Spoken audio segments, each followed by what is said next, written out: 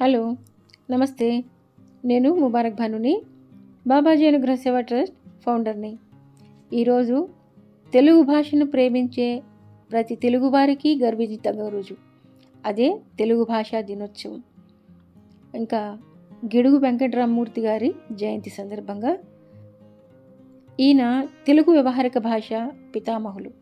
తీయనైన భాష తల్లి భాష, కమ్మనైన పదకళగల భాష, భావగుబాళింపు సుగంధ భాష, నా మాతృభాష తెలుగు భాష, తెలుగువాడిగా గర్వించు, తెలుగులోనే సంభాషించు. ఈరోజు తెలుగు భాషా దినోత్సవం సందర్భంగా అన్నార్థులకు అన్నప్రసాద వితరణ గావించడం జరిగింది.